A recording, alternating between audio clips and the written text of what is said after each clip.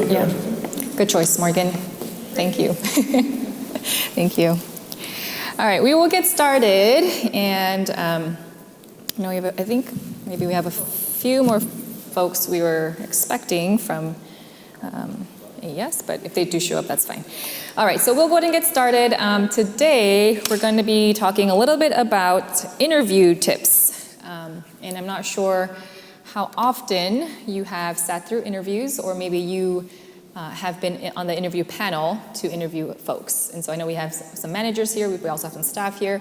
So we're gonna kind of hear a little bit on both sides of it, but hopefully there'll be some helpful information for you that you can take away, whether you interview internally with us or maybe in the future, you may move on and interview somewhere else. Hopefully there's some takeaways for you from today's training. So we're gonna get started with an icebreaker because I love icebreakers. So we're gonna turn to the person next to you, and if not, we can maybe group in groups of 3 here with Ollie and Lois and Julie together. But share your most embarrassing or awkward moment during an interview that you've had. And maybe you haven't had any, and that's fine. If you haven't, you don't have to make up something. Or maybe if you heard someone else's story, you can share that as well. But if you've had your own kind of embarrassing or awkward moment during an interview that you remember, you can go ahead and turn to your neighbor and share that with them, with your mouth full. Since you're eating, so no, go ahead. So I'll give you guys a few minutes to do that.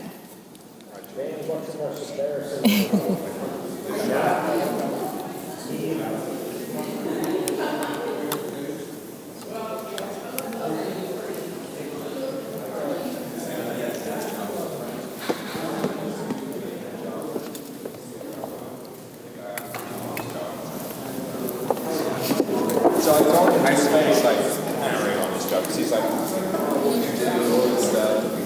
Like, and then like, he's looking for a job. You're applying everywhere. So I applied at this agency, and they did like sales and stuff for London. So they took me as a client, and they're setting me up with all these interviews with people. So the weirdest thing was, it wasn't a big company, it was in like the bar area of the hotel, and I'm like, but which one is it? So, and I sat down there, nice guy.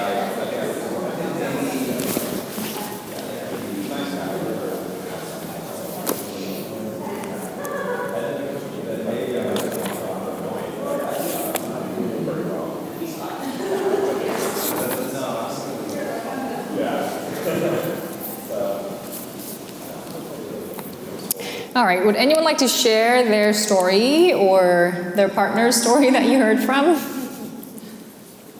Anyone have an interesting story about awkward or embarrassing moments during interviews? Okay, Naveen. I wanted to say it was awkward a little bit. Could like just... it was an interview for a position. I applied for a position a long time ago, and I didn't know the pay rate or anything like that. The title was great, and I thought it would be a good fit for me. But during the interview, when they let me know like what is the rate, it was really below my expectations. So I felt really awkward. Should I tell him right now? Should I continue with them? So it was kind of awkward, but I felt it's important to let them know, in the end, this is, I went through it, but I told them, it's really below my expectation, but it was a little bit awkward. Yes, I think bringing up pay or when the pay rate conversation comes up, that can always feel a little bit awkward. So I think that is definitely a common thing that people always think about or wonder, like, is this the right time or should I ask about the pay rate? So I think right now it's good because on job postings, usually it is pretty common now that they do post it. And also because it's a common practice now that it is okay to ask. I think a little bit, a little while ago, I think it was a lot more awkward back then. But now I think it's kind of a common thing that you are able to ask, and they usually do post it, and so at least they can tell you about the pay range. And there's going to be something that we do mention about pay rates as well. So any other stories that you'd like to share before we continue? It's good that everyone had pretty good experiences with interviews, so that's really good. So today we're going to go over some practical tips, and I know some of this may sound like common sense to a lot of you, but you'll be surprised, having sat in many, many interviews, that Not everyone thinks about this and some of the practical things I'll be going over. And then there's some do's and don'ts that I would like to recommend and share. And then we'll end with the Salvation Army Orange County's interview best practice that we follow. So I'm not sure if you're aware of it. If you sit on interviews, if you're a manager, if you are a hiring manager, and you hire and recruit staff for yourself or for your program, then you may be familiar with it, but for most of our staff, they probably are not. So I wanted to share what that was. So the first thing we want to do is, of course, everyone wants to come prepared. You should be prepared for an interview, and again, this is what I mean by, it may seem like common sense to most people, but you'll be surprised. People show up to interviews not really knowing anything about the company they have applied for and that they are interviewing with. So the first thing is to do your homework. Do your homework on the organization. What do they stand for? What do they do? What is their mission statement? I think you should know that going into it because that makes a difference in your work experience, right? You should know what kind of organization it is or what kind of company it is. Not just maybe the products they may sell, but not just maybe in your own specific job, but what is the organization overall about? So knowing their mission, knowing their values, what are some recent news or some updates, some recent updates that maybe they share on their websites. So it would be good to go ahead and do some homework and research so that you are prepared going into the interview, right? The next thing is to review the job description. When it says JD, it's just for short, job description. You'll be surprised some people come into an interview and they're not sure what position they're applying for. And so we are going over, this is the responsibilities, this is the summary of the position, and so it shows that they're not prepared for the interview. Or these days, people apply to tons of positions and they kind of forget which interview they're showing up to. So you want to still be prepared, and I think this is basic 101, is that one, know some background information about the organization you're applying for, and two, definitely refresh yourself on the position you're applying for so that when you show up, you know what the position requires, how your background and skills align to that. So you should know if you actually qualify for the position so that you can then present that during the interviews and the questioning, and know which transferable experience or what experience you have that's relevant to the position. And you can only know that if you have reviewed the job description to know what the interview panel is looking for. So again, those are some of the basics to be prepared. Another thing you can also do is just to be prepared for some common questions. What are some of the basic common questions that I think maybe you guys can think of that most interviewers ask in an interview? What's some common questions that you would expect?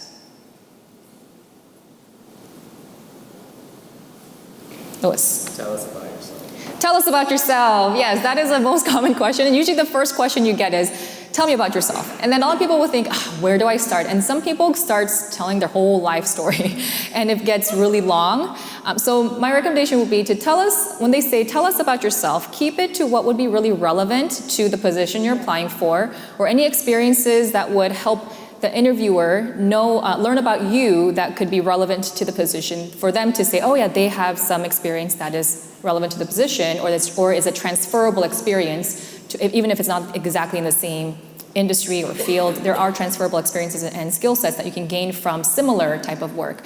So I wouldn't start with, oh, I was born in Korea and this year and this is my family and I'm the middle child and I have 2 kids. Like I wouldn't start from all the way back there, but maybe start from your past experiences, work experiences that would be, again, relevant to the position that you're applying for. Things that you want to share about, personal things that I think that's important to you for the interview panel to know. You're free to share that, of course, but I would just say try to keep it short and concise if that helps them maybe learn a little bit more about you. But try not to go back all the way to your life story of, sharing from all the different years of growing up and your hometown and your neighborhood. Again, just pick the things that would be relevant that you think would interest the interview panel who is getting to know you to see if you are a good fit for the position that you're interviewing for. Another thing is, first impression does matter. I don't know if people these days who are looking for jobs, if they think it matters or not, but it does matter. So how you present yourself, okay? Come early.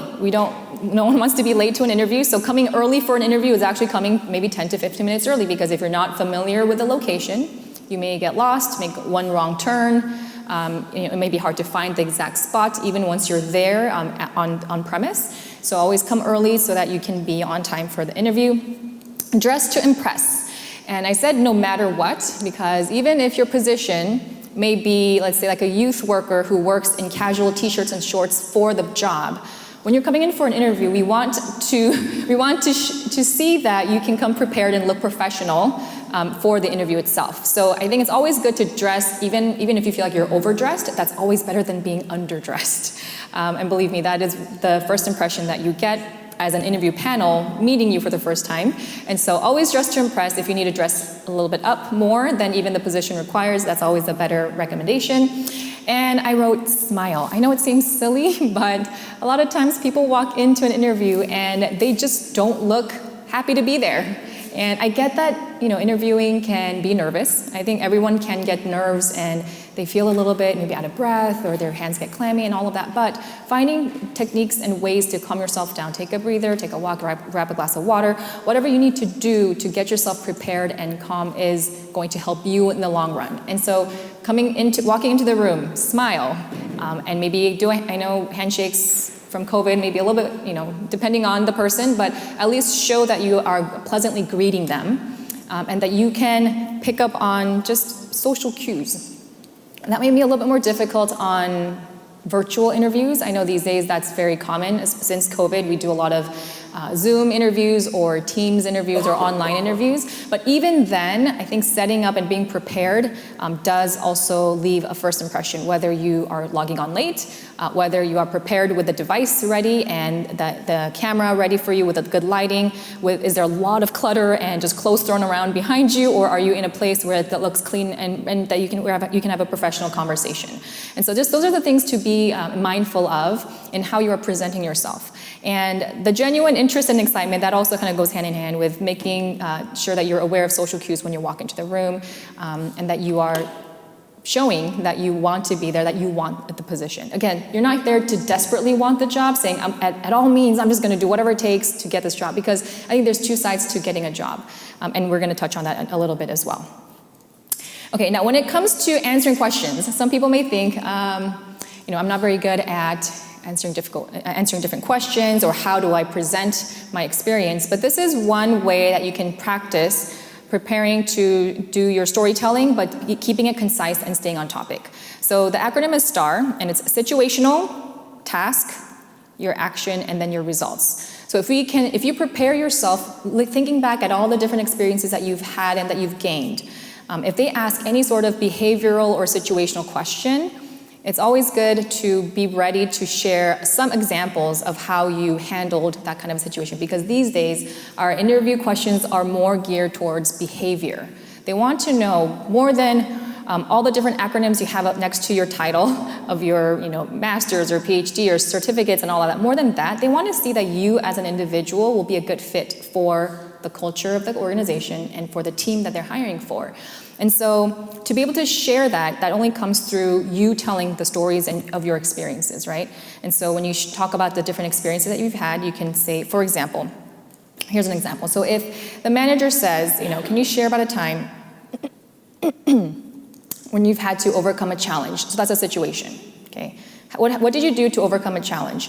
And so you can say, in my past experience, you've had to overcome a challenge because, and that is, I'm sorry,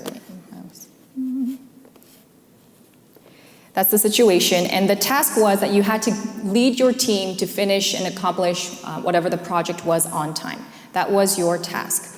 And so what you did was action, right? What I did was I met with my team weekly to do a check-in to make sure that they knew what their responsibilities were. I delegated some this and that part of the project, and I did my check-ins to make sure that they were staying on task. And so the outcome of all of that was that our team was able to finish the project a day early, right? So that's an example of how you can share quickly about a situation of how you handled or how you led a team or how you're part of a team and what type of steps you took in order to get to the outcome or the results that you were given, that you had to accomplish together.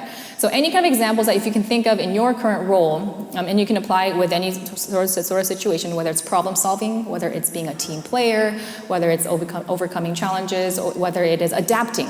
When an organization goes through a change, how did you adapt to that? Can you share an example about that? Because that tells you how you are flexible and adaptable, or if you're a fast learner or not, or if you are just stuck in your ways and don't want to adapt to the different things going on.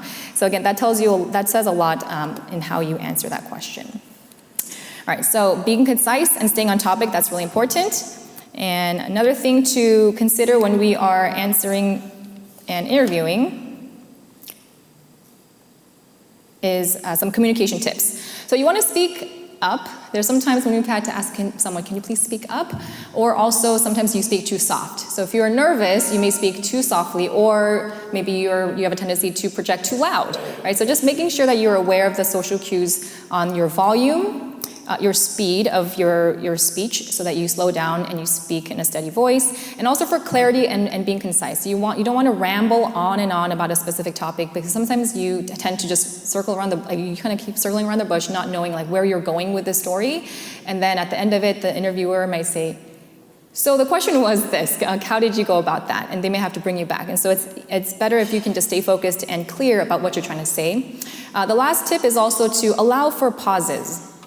A lot of times when we are not sure how to answer a certain question, or we get nervous, we feel like we have to just jump in right away, or we have to just make up something just to fill in the awkward silence. But the tip is to actually allow for yourself to just take a moment to answer. It's better just to stay silent for a few seconds, collect your thoughts, and then speak rather than having a lot of fillers. When you use your and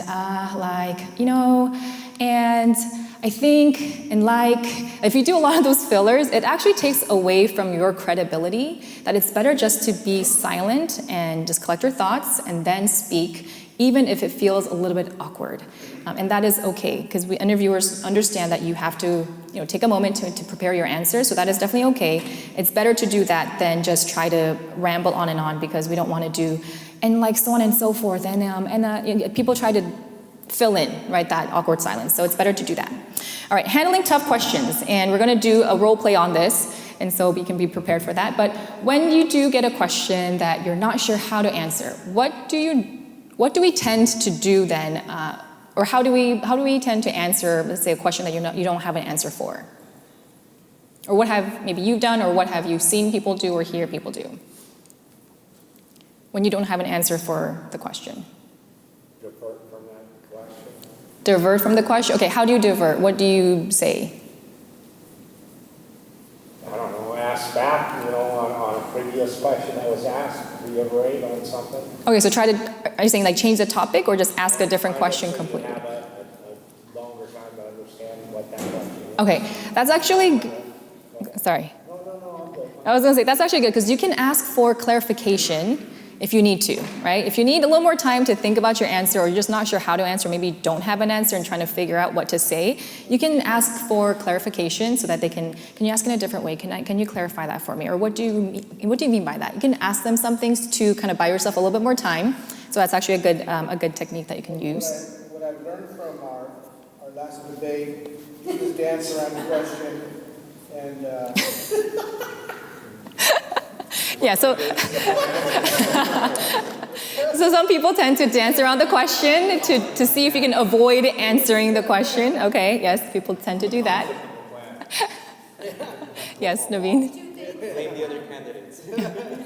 Sometimes I say, would you please repeat the question? Could you please repeat the question? Other time, if I wanted more time, I said, oh, this is really a good question. And that gave me a little bit of time to give my brain just think about it. Yeah, saying that's a really good question, and letting yourself think about what you want to say or how you want to respond. Yes. Yes, dancing around the question, not answering the question. There's lots of different things that people do. But I think what we can do is that, as you see up here, like the first thing you want to do is just don't panic and just make up something. I think that's worse than just saying, it's better just to say, I don't know. Instead of making something up that's not true. Because when it says to be honest in your response, is that when you say something in that interview, then now you're kind of held accountable for that, and now the interviewers expect you to be able to do that or to handle that kind of a situation. So even if you say, I'm not sure, or at the end of it you may say, I haven't had that kind of experience, it's better to be honest about it, because not only are you doing yourself, not only are you doing them a disservice by just making something up, but it's also doing a disservice to you, because if that job requires you to do something that's maybe outside of the experience that you may have had, you don't want to be stuck in a job that you are going to be set up for failure either.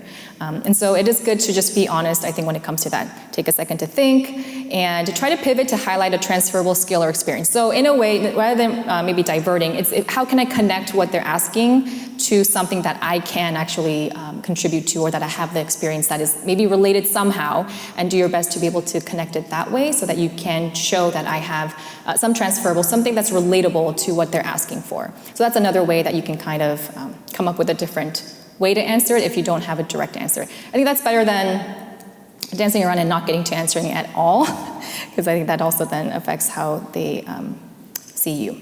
So let's do a little bit role play. If you can turn to the person next to you, there are 3 questions here that suggested that may not be maybe the easiest kind of question to answer, or maybe if you have experience answering these type of questions, you may already have an answer for yourself. But if you can turn to your neighbor, and whoever wants to go first can pick one of the 3 questions that you want to ask, and then see how your partner answers, and then vice versa, the person who was just answered can ask a question to you, just to kind of do a little role play to see how you would answer one of these 3 questions. Okay. If you want to partner up in the 3, you can do that. Tell me about a time when you were behind on a project. What did you do to ensure that you I was behind again. It took me about 2 weeks to complete those projects, those MVCs. And so I created a workflow that was efficient, faster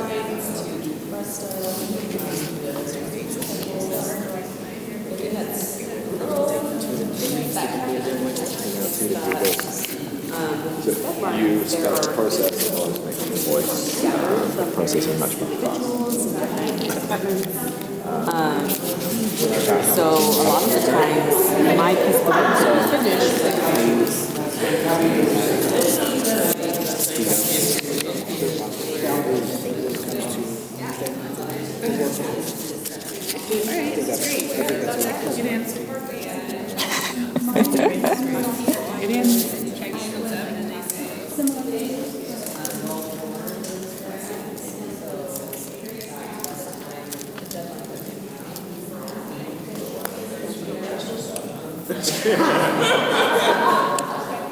We really need someone in this position. I'm sorry, will not be doing the job of NASA.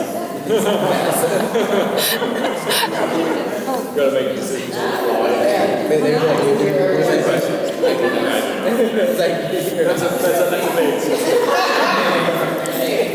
So it sounds like you're in the place now. Where's your biggest weakness or opportunity? I did not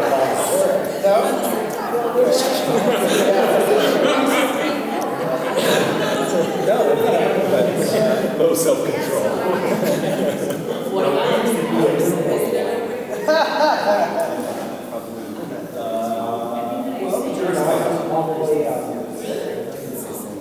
when I'm under pressure.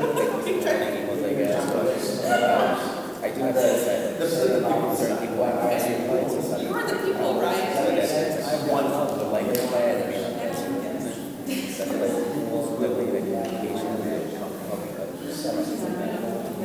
although even then, It's up to you for those any creator. You already know what you have to do.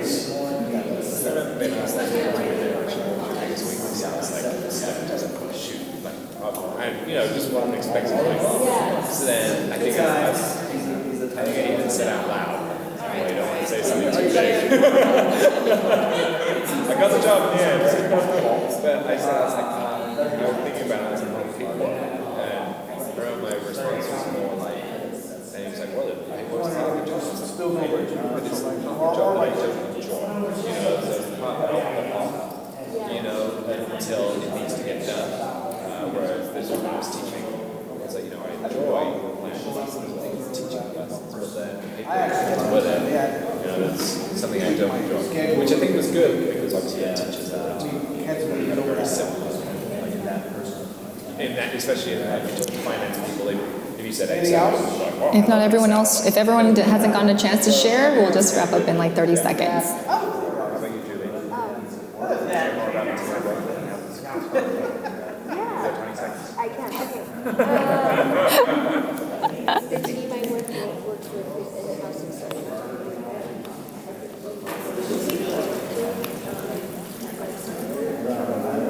I just had We were.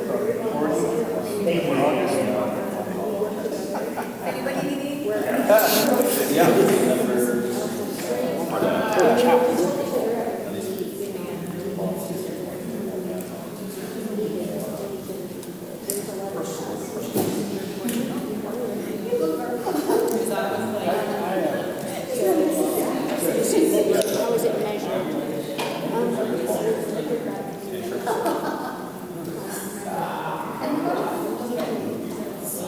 Yeah, so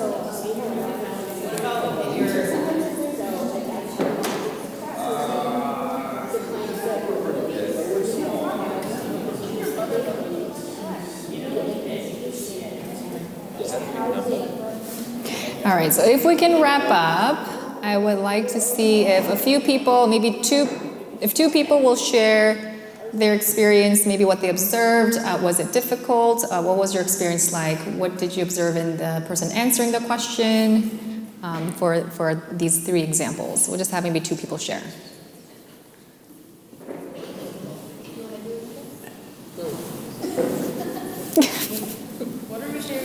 Just what was the experience like to have to maybe be asked difficult questions, or maybe questions that you're not as expecting maybe in the interview? Was it hard? Was it easy? What was, like, the person who was answering the question, what was it for you as an interviewer asking the question? What did you observe and how they answer the question? Well, I think that with Claire, she's self-aware. She's self-aware, okay. Her being aware of what, like, her weaknesses are, what she's good at, what she's not good at. And like, it's not like she was talking bad about herself, like, this is just what it is, and I know what this is what it is.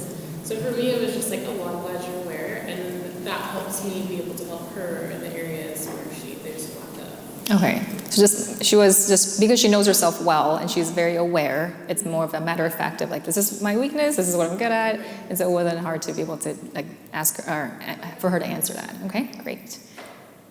How about from the person answering some of these questions? What was it like? The challenge of these kind of answering these kinds of questions is like not coming off like you're awesome. But you want to frame your question where it is you're awesome, you're confident, and you're a man or woman for the job. But yeah, you can come off as like, yeah, I'm next to Jesus Christ, I'm the savior of humanity. So that's the challenge. Right. Yeah, that's a great point, because as we didn't hear, Brian was saying the challenge is not coming off like you are, like, or next to Jesus Christ, or that you're the greatest person in the world, but being able to show that you still have the experience and that you're competent for that. I think that comes across in maybe, like you said, how you answer the questions, because you are there to show that you are the right fit for the position, that you do have the abilities and the experience, and that you are the right person. But not coming off too, let's say, arrogant or too cocky or too over the top, right? So I think that comes from practicing your answers, so that you first can communicate and you can convey what you want to say accurately and confidently without coming across too, so that's coming off too much. So that does come with, I think, practicing and getting feedback from people. So when you do, and one of the tips will be is to practice and to get feedback from others and how you answer that question, because you don't want to come off saying, because some people say, I want to be modest, or I want to be like humble about my accomplishments. And so, of course, yes, you do, but you also do want to state it as a kind of a matter of fact as well, because you do want to present and put your best foot forward, right, at the same time. So that is that balance, or to be able to know how to do that well. Okay, so when it comes to preparing some questions of your own, I think this is a good key to remember. When you interview, and at the end of all the questioning that the interview panel usually shares and asks, we always usually end with, do you have any questions for us? And you'll be surprised that a lot of times people go, nope. And then we say, okay. then thank you for your time, and then we kind of wrap it up. It always, I think, is better when you do have at least 1 or 2 questions or a few questions, maybe not a whole list of questions, but a couple questions depending on how much time is left, or maybe some of your questions were answered during the interview as well, so you may not have as many to ask. But it's always good because it demonstrates that you actually have interest and curiosity in the organization. That there's more than it's more than just a job that you're trying to get, but that you are really invested into wanting to obtain this position with this organization. And so some questions that we can suggest that you can ask is about the organizational culture. That's something that may not be displayed or expressed in a job description per se. And so you can ask questions like, what has been your experience in your position or for working for this organization? What has been your experience like? Or what is the organizational culture? How would you describe the culture here at this organization? So that's a good question to ask. Some people have asked, like, how long have you worked for? And what do you like best about working for the Salvation Army, or whatever the organization's name is, right? You can fill in the blank. And so those are some good things. You can also ask, what's the expectation about the role, as in how will I be measured in the success for this position if I do obtain it? So you can ask questions related to that. What are the metrics? How do you know that this person will be successful? Or even the other way around. What has been the most challenging thing for maybe the previous person in this role? Or what do you perceive to be the most challenging part of this position that'd be good for someone, exploring and potentially obtaining this position. And then the growth opportunities would be, what are your what is in the organizational structure for growth opportunities, such as professional development or advancement opportunities. And so you can ask questions like that if that's something that's important to you, that would help you make a decision. Because at the end of the day, it is making sure that not only that the organization or the company hires you or selects you as the candidate, but you want to make sure that you are interviewing the organization as well. It should go both ways. It should never be, I'm so desperate, I need a job, I just need to get any job I can get. But it should be that, do I want to work for this organization? Do what they stand for, does that actually align with what I believe in, or what I believe to be important? Am I passionate about the work that the organization does? And so those are things that you should be considering to make sure that for the long haul, you're not just going to get burnt out, or that you're not going to just be hopping from job to job, but it is a good match for you as well as for the organization. So when we wrap up, we always do say, wrap up well in the interview. And you want to thank the panel. If they're obviously open to a handshake, that's always great. Or the other option is, once you leave, it's always great, and you leave a lasting positive impression when you do follow up, let's say, with an email to say thank you for your time. And you can always find email addresses, as long as you know the people who interviewed you. If you know their names, you can always catch it on the directory of the websites, usually for an organization. So you can always email them back, or if not, whoever reached out to you to schedule the interview, who scheduled the interview with you, you can always reach back and just thank them for their time, and to show your appreciation that way. And that usually helps leave the interview panels with a good lasting impression as well. So, any questions about just kind of general, how to be prepared, what to expect? I think that's kind of how the standard interviews go. There may be some variations based on obviously what the different types of organizations, and they have different types of levels of interviews. And so we're going to share a little bit more about that and how we do things in the Salvation Army. But a couple things just to remember is, when you are interviewing, please remain professional throughout the entire time. Sometimes as people are walking you out, you have some chit-chats and sidebar conversations, and that's when you're like, oh, interview's done. I can kind of talk about maybe what I've done on the weekend, or they can ask you some more lighthearted questions. But even if you do that, make sure that you are still leaving an impression, and how you answer those questions do make an impact still to whoever is walking you out. So just to be mindful of that. You don't want to be maybe talking about how you partied over the weekend and did something that you wouldn't be proud of, even as you're, let's say, leaving the interview.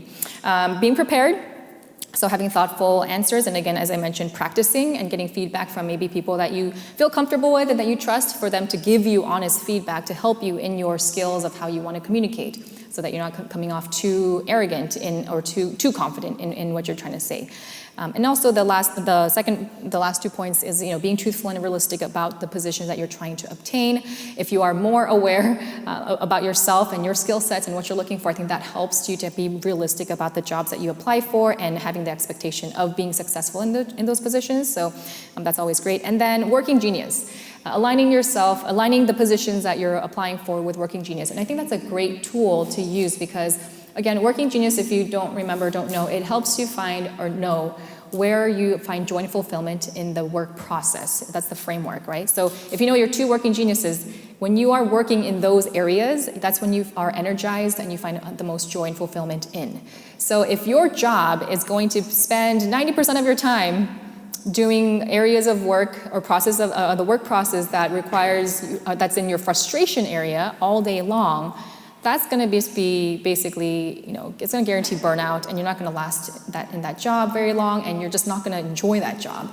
So again, knowing your working genius and finding roles or jobs that fits your working genius, I think should help. You also kind of maybe narrow down what type of work you should be doing. So that's to help you with that. And then the don'ts. Don't speak negatively about your previous employer. And even though that may seem like a common sense type thing, we hear that a lot. And so when you are interviewing, the interview panel does not want to hear that you're talking badly about the previous employer. Why? Because you'll talk about current. Yeah. Exactly. So it shows, character, but also shows maybe a pattern of, okay, if you're speaking this way about your previous employer, then you will probably be speaking that way about us as well. So that is a definite no-no, or just a definite deal breaker. So we don't want to hear that. Even if you had a negative experience from your previous organization or your employer or your previous boss, find positive things that you can share from that experience that's relevant to the questions being asked, right? So it's always good to be able to pull from the positive. Don't ramble on, and then the filler words, as I mentioned before. So for the Salvation Army, I did put on your tables an example of our interview sheet. And some of you may have seen this if you interview a lot, but if you have never interviewed, being on the side where you are hiring, this is what we go by. And this form also changes and gets adjusted from time to time. We edit it, we update it from time to time. So currently, this is the form that we do use. And if you are ever on the interviewing side with the Salvation Army, this is not like giving any big secret away. This is what we use and what managers use to interview you guys, right? And so we look at the different, the top is just overview of your professional appearance, your voice and your speech, your attitude, manner. It is aligned to these 4 C's, just worded differently. And I'm not going to go over all the questions here, but this is just for you to kind of reference and take a look at. But the things that we do look at, obviously if you are an internal staff interviewing for a position within the Salvation Army, we already know you, right? We already have some idea of who you are, what you've done in your work experience, because we have actual experience working with you. So obviously we wouldn't be asking all of the same questions we would for an external candidate, but it's good to be able to point out what transferable skills you have, what transferable experiences you have, and also more than anything, I think we would be focusing on, are you a good fit for the position based on these 4 C's? That's what we do the rating on. And are you ready to, let's say, be promoted to the next position up, right? So what have you done to prepare yourself to be ready? So going back to a few months ago when we had like how to get promoted Lunch and Learn, it tells you about different professional development opportunities, maybe stretch projects or additional assignments that you could be involved in to show that you have different types of skills and abilities and experience that's maybe outside of your specific job. Other ways is to join different subcommittees or task force, when that also then can highlight different areas and backgrounds and skills that you may have that's not always highlighted in your existing job as well, to show that you have kind of a versatile background in different areas. So those are the things that we look for to see, is Julie, we know your work experience from what you've shown, like we know your past as your track record here with us. Is she ready? Is she the right fit for whatever position it may be that she's applying for? And a lot of things that we would be asking are, obviously, missional cultural fit, we would know that because we have that direct experience. But what has she done? What has she done, or what has she been doing to prepare herself for the next opportunity? Right. That's an obvious, or like more of a common thing that we would be asking as we are interviewing our internal staff. So if you don't know, the character, competencies, chemistry, capacity, these are the 4 C's that we would look for, or how we kind of rate and grade the interviews. And so what we mean by character is their morals and integrity. Are their values aligned with the Salvation Army's? Do they follow policies and procedures? Are they kind of a free spirit who just tends to do whatever they want, and then we have to kind of patch things up afterwards because they didn't follow policies, right? So these are things that we would want to be looking for, not just for internal staff, but even external staff. We want to be able to assess that based on the questions we ask. And in the answers they give, there could be some red flags if they share answers about, well, I didn't like that policy, or I didn't agree with that. And so even though I knew that's not what I was supposed to do, I still did that. And for me, I'm like, well, that does not work with us. So we can tell in their character. I know we have to kind of judge the book by the cover within the short 30 minutes that we have, especially if it's an external candidate. But that is part of how we have to assess and maybe weed people out as well. So how do they make decisions? Do they believe in kind of whatever authorities that we have to follow and fall under, which are different policies, different, our supervisor manager figure, like how do they see and view their roles in that sense? And so depending on how they answer, we could kind of gauge that. The second one is competency. So do they have the required skill sets that is required in the position, which is why it's really important and for managers to know what the minimum requirements are in the job description, because any candidate who applies for a position is going based off of, do I meet the qualifications?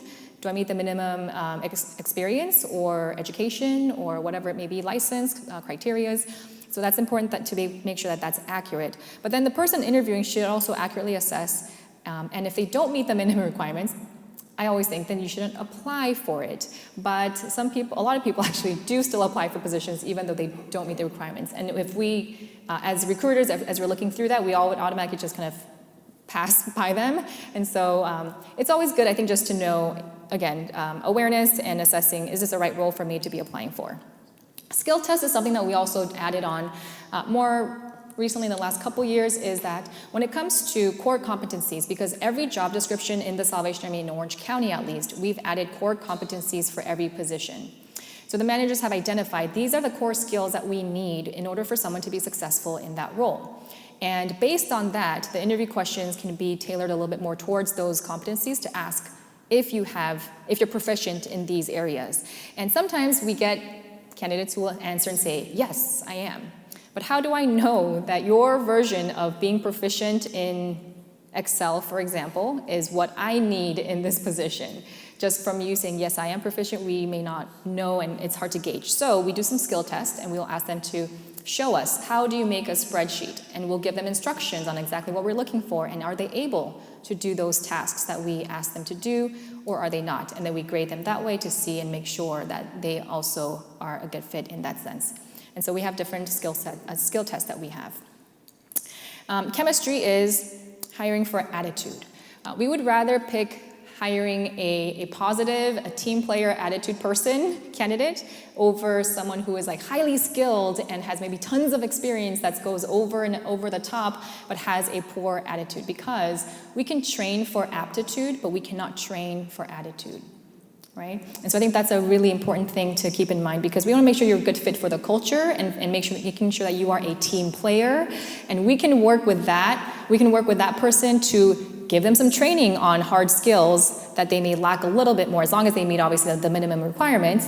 But it's harder to fix someone's attitude if that's who they are and how they are, and they're not willing to be a team player when it comes to that, or open to feedback, right?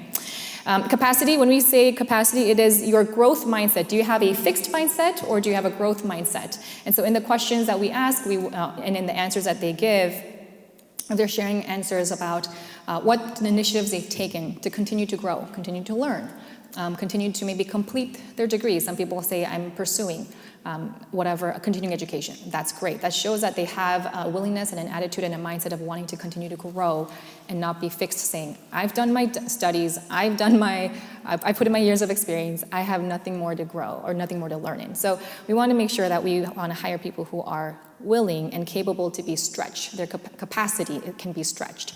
And so that's how we would ask those questions. Now, a couple things before we end that we are not to ask, or you should not be asked if you are being interviewed, are some of the things listed up here.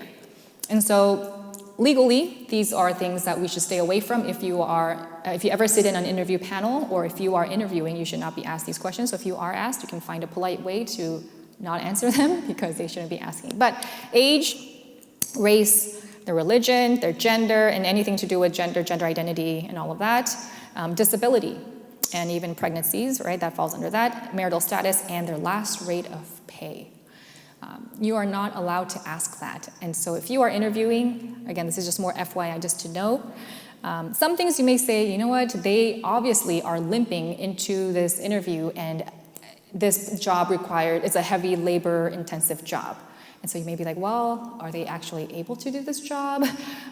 Some of us may see someone maybe 8 months pregnant. It's very obvious, right? I know people don't normally socially ask if you're not sure if someone's pregnant, but let's say it's very obvious. You cannot and should not be asking things about their pregnancy or their leave, maternity leave, how long are you going to be out for? Just stay away from all of that, right? That's not allowed. But what can we ask is anything that's on the job description. Are you able to perform these duties on the job description, right? So that's how we make sure that they are able to do those tasks. What are the minimum requirements? What are the core competencies? What are the working conditions? So physical ability to perform the duties will fall under the working conditions, because all of our job descriptions under that category, that section will say, are you able to lift, push, pull, grab, lean, whatever it is, twist, bend over a certain amount of pounds, right? So it does say that. So everyone should really pay attention to what you are going to be required to physically do, and as long as you can do that, that's how the candidate would answer that, right? And that's how we can confirm, are you able to do this job that requires this type of working condition? Working outdoor, half the time versus indoor, all of those things should be listed there. And so as a Christian organization, as a faith-based organization, one way we can make sure that people are aligned to the mission and the goals is just to state that that's who we are. We are a faith-based Christian church. We believe in the Bible, we believe in God, and we can proudly share that in our workspaces. Are you comfortable with that? And whether they believe in the same God that we do, or they share the same faith or don't, that's not up to us, and we cannot decide on their employment offer based on that, but it is to let them know this is who we are, and so that they can be, as long as they're comfortable with it, and they meet the rest of the qualifications of the position, we still make the decision just based on their qualifications, right? But that's a question that's important to us, to at least inform them this is who we are, so that they feel comfortable being around this kind of environment where we can have prayer, where we can have worship and devotional, Bible study, and all that. And then instead of asking, what did you last get paid, but we can ask, what is your desired pay rate? That we can ask. Or you can say, this is our pay scale, does that work with you? Right, so there's just ways we have to be wise in how we ask questions. And so hopefully that helps just to gain a little bit more information and knowledge on tips on interviewing or what to expect on interviews. And if you have any questions, I will take a few questions. But my last thing just to wrap up is our survey QR code for the training. So any questions that you would like to ask about interviews? We have some managers here as well. They can share their experience. I've sat in many interviews as well, some interesting ones. Lots of great ones, because obviously a lot of you are here and you've all had to go through your interview process as well. But any questions to wrap up? One question. Yeah. How would you handle if an employer was calling you out of the blue, hey, I'm so-and-so from this so-and-so company, I see that you applied for this position, do you have time to talk right now? And you may be, I've had that happen where I was actually driving home from Vegas, and yeah, because they could either, if you say, no, this is not a great time, can you set up another time for, but they could also say, you know what, this guy didn't even make time for it, so, you know what I mean? Right. It's like when you're just kind of put on the spot without any time to be prepared for it. I think, so we handle phone preliminary calls maybe in a similar way. We will call them, and it's not an interview, but we may call them to say, hey, we saw your application for this position for the Salvation Army. Do you have a few minutes just for ask you a few questions? And if they say, right now is not a good time, I think we would normally just respectfully say, okay, when would be a good time, and actually schedule that.